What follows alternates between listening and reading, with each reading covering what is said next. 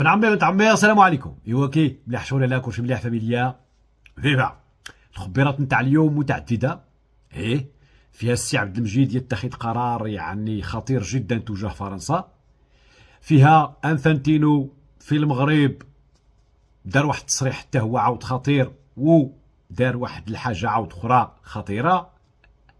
الجامعة الملكية لكرة القدم حتى هي تتخذ قرارا خطيرا عنده علاقة مع هذا الشيء اللي جاي في كرة القدم. مانديليتو مشى للبوليزاريو، مشى لتيندو في الجزائر الجنوبية. بيبا غنبداو سيدي بالسي عبد المجيد. السي عبد المجيد بن عمي اليوم يأمر باستدعاء السفير الجزائري في فرنسا على عجل من أجل التشاور. هادشي نتاع التشاور كيديروا بزاف د المرات السي عبد المجيد ملي كتكون الامور يعني فيها احراج كبير وكبير جدا. هاد المره كانت الضربه قاضيه لشي حاجه سميتها السياده الجزائريه على بلادها ولاد بلادها.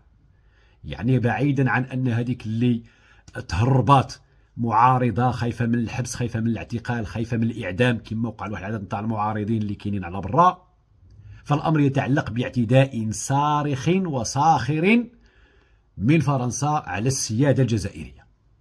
زعما هذه ما فيهاش نقاش، ما فيها طنز، ما فيها والو. اللي وقع بن عمي هو انه واحد المعارضه سميتها اميره بوراوي غادي تسلت من الجزائر لتونس، وهذيك السلته من الجزائر لتونس سيتبين ان القنصليه الفرنسيه، دبلوماسيين فرنسيين، سفراء فرنسيين سواء في تونس سواء في الجزائر متورطين في هذه القضيه ديال انها تسلت من الجزائر الى تونس. المشكل ماشي هنا وفقط، المشكل انه في تونس تم توقيفها من طرف السلطات التونسيه.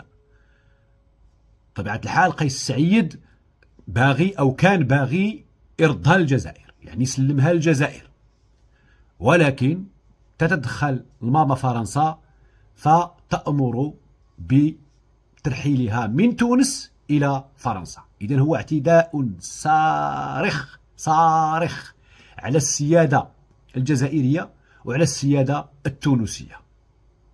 تونس مازال ما دار والو، في حدود علمي أنه أقال وزير الخارجية.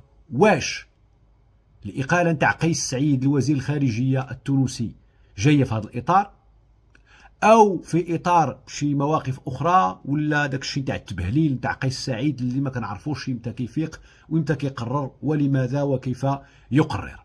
نرجعوا للجزائر.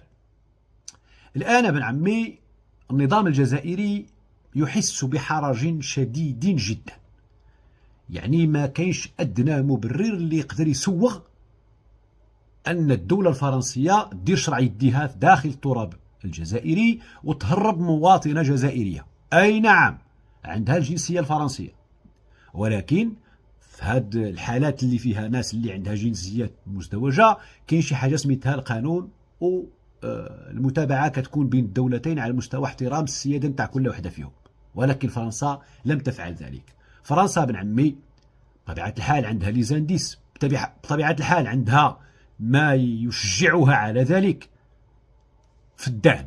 اعتبرت السلطات الجزائرية، اعتبرت النظام الجزائري نظام خدام عندها، وبالتالي تقدر تهينه بدون أدنى مشكل. وأقصى ما فعله الآن السي عبد المجيد هو أنه استدعى السفير نتاعو في باري للتشاور. سبق له أن استدعى السفير نتاعو في باري للتشاور، وعاد السفير أو عين سفير آخر في باري دون تقديم أي اعتذار، لا من طرف ماكرون ولا وزارة الخارجية الفرنسية ولا من طرف أي مسؤول فرنسي تجاه ما تم انتهاكه من حرمة وكرامة وأنفة النظام الجزائري. إذن سننتظر، غادي نستناو شنو غيوقع، والأكيد أنه ما غادي يوقع والو. هادشي كامل سيكون فقط يعني ضر للرماد في العيون، في انتظار أن هذه العاصفة تدوز ويعود السفير إلى مكانه وكأن شيئا لم يكن. مشينا بن عمي دابا لشي حاجة سميتها أنفانتينو بعدما بزاف ديال الخوت خوتنا كيقول لك ودي ما حضرش الافتتاح وما إلى ذلك، ها هو جا في الدومي فينال، ها هو غادي يحضر الفينال، وها هو دار تصريح والتصريح بطبيعة الحال مهم ومهم جدا، كيقول فيه بأن المغرب صار بلدا نتاع كرة القدم. وملي كنقولوا صار بلدا نتاع كرة القدم فالأكيد أنه يتربع مع 4 نتاع المنتخبات، مع 4 نتاع الدول على عرش كرة القدم العالمية. لهذا التصريح ما له وله تبعات طبيعة الحال، خاصة وأن هذا أنفانتينو اللي قال لك كان غاضب على القجع ومخاصم مع القجع غادي يدير ماتش حبي وهذا الماتش هذا فيه بزاف نتاع الرسائل تجاه من لا يريد أن يفهم أن الأمر محسوم فيها حاجة، وراكو عارفين الحسم اللي كنتكلم عليه. ثم ابن عمي غنتكلموا على الجامعة الملكية لكرة القدم. أياه شنو دارت؟ في بلاغ لها تؤكد أنها ستستقبل 3 تاع لي ماتش ديال 6 تاع الفرق أفارقة، فرق إفريقيا خوتنا الأفارقة يلعبوا الإقصائيات نتاعها في المغرب.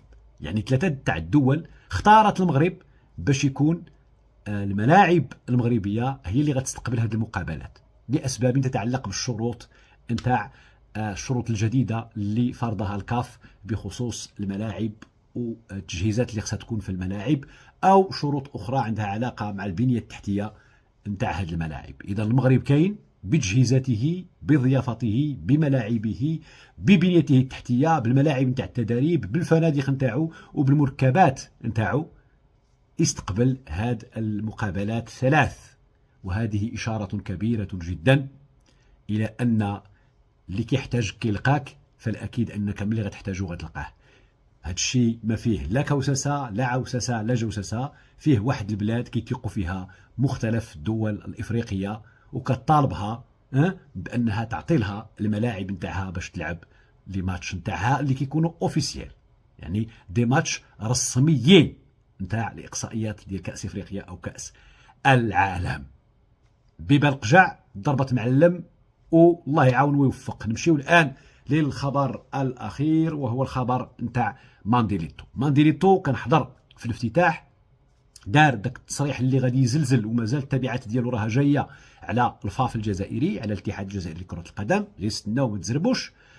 بقى تما مبرع متاع مطق مع راسو، دوز الفينال في الجزائر الفوق، وبانت الوسيدي السي عبد المجيد يستقبلوا دائما في اطار فقسليه الجيران. وبطبيعه الحال الصفه نتاعو تا واحد ما عرف واش كيدير، شنو واش برلماني لا رئيس مجموعه برلمانيه، وزير، سفير، مقاول كبير غيدير شي حاجه في الجزائر، لا. راس المال ديالو الكامل هو انه حفيد لمانديلا. هل يقدم شيئا؟ هل سيقدم اضافه شي حاجه سميتها الدبلوماسيه الجزائريه؟ لا. حاجه وحده اللي كيديرها إغاظة المغرب. وبطبيعة الحال ما عندك ما تغيض في المغرب بواحد البرهوش مراهق، ها هو الآن كينزل وكيمشي عند الغالي فين؟ في تندوف. إذا من داخل الجزائر من العاصمة طائرة رئاسية تقل مانديليتو إلى تندوف دائما في الجزائر ليستقبله رئيس تندوف داخل نفس الدولة. يعني مشهد عبثي سوريالي ينضاف إلى المشاهد التي يصر النظام الجزائري على تأثيث هذه الوقائع والأحداث السياسية في المنطقة، ويصر أنه يعطينا علاش نهضروا. وبطبيعة الحال فنحن نشكره من هذا المنبر وكنقول له برافو، والله يزيد في حماقاتك أيها النظام الجزائري، والله يزيد في رعونتك، والله يزيد في الغباء نتاعك باش نلقاو علاش نهضروا وعلاش نطنزوا وعلاش نطلعوا الفيديوهات نتاعنا. شكرا، باي باي.